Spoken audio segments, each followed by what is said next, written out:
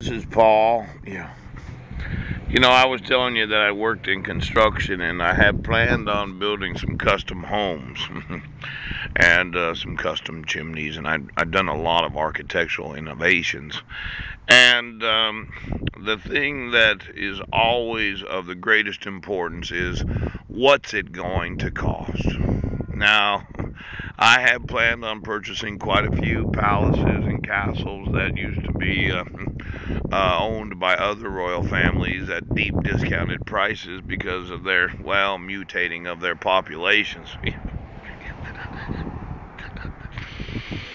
I bought Vladimir's castle. A lot of those that are top secret vampiresses, they get very stimulated taking a berry bath in the old Dracula's castle.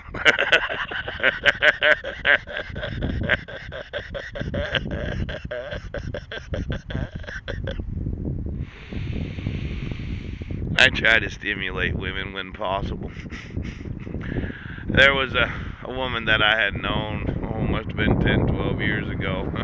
She's big into these types of dances, these 1950s dances, and I said, I'll make you a castle that sparkles. What I did is I took recycled garbage.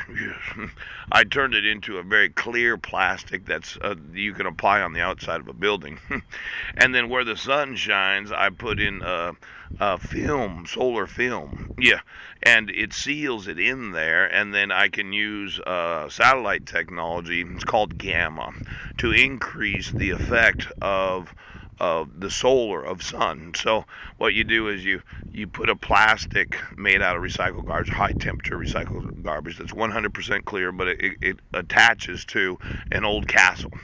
Then you put solar film in different locations where there's going to be a lot of sunlight, and then you gamma all of that recycled garbage, and then you put another layer over the top of it, and you gamma that.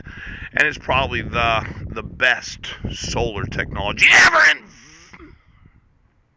innovated. You can use satellites to do a lot in construction, above and beyond trying to kill people. Right.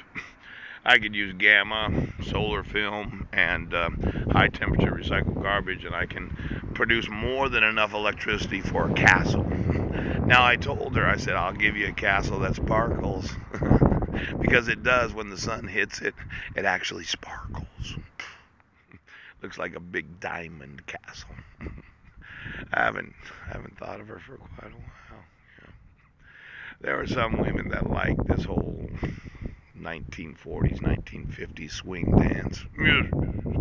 Very attractive women, full C cups where the breast separates from the chest.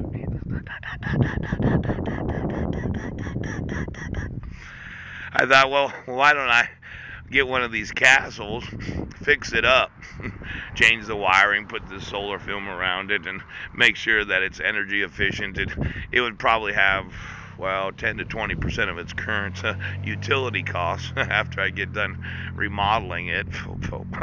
And this technology is really super good. It's really, really good.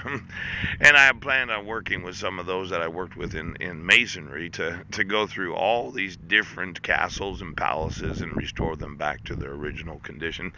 I like getting something and restoring it to its original condition, the original blueprints, but today's technological innovations that myself I have innovated. The problem is the estimate. I worked with a few mason companies. Well, when you sit down and you do these billion-dollar types of projects, there's always a question of, well, what's the estimate on the cost of doing the project? Now, an estimator is very valuable to general contractors that bid on projects with the intent of getting the work for themselves. Obviously, they want to make money. They're the owners of the company. Yes. And they like supporting their employees, but the employees are really a secondary concern. As much as every union worker thinks that the contractor gives an FUCK about them, they really don't. Yeah.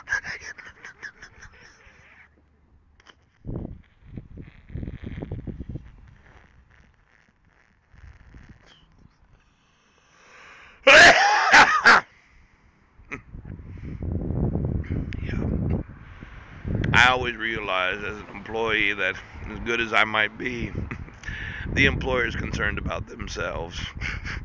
They might say they care about you, but the truth of the matter is, if the work dried up, guess who's going to be working last?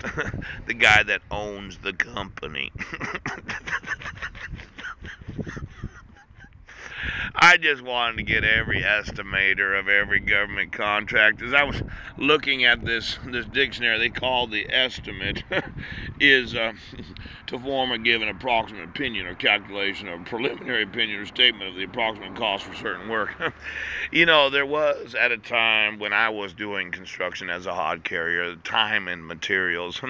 But considering the fish family and the lizard grid and those involved in some mutated types of foods and technologies, it could be that some estimates are getting so far out of the ballpark that really the estimate was to get the contract, and then they always have some problem where they're constantly having to pay for some sort of change.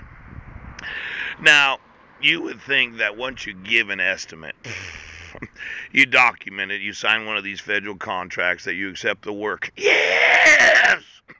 And then, a month or two later, well, this is going to cost us a little bit more than what the estimate had.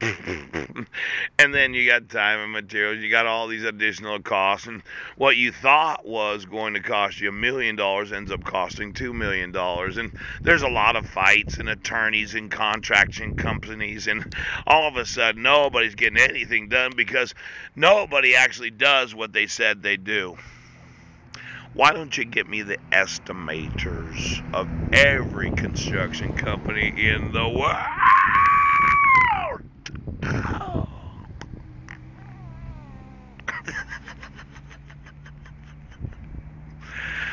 The estimator is that one person that has a lot of pressure to get the work for the general contractor. Sometimes they underestimate, thinking that, well, this is a close approximation. I think we can do it for this. I really think we can do it for this. And then, well, lo and behold, cost overruns.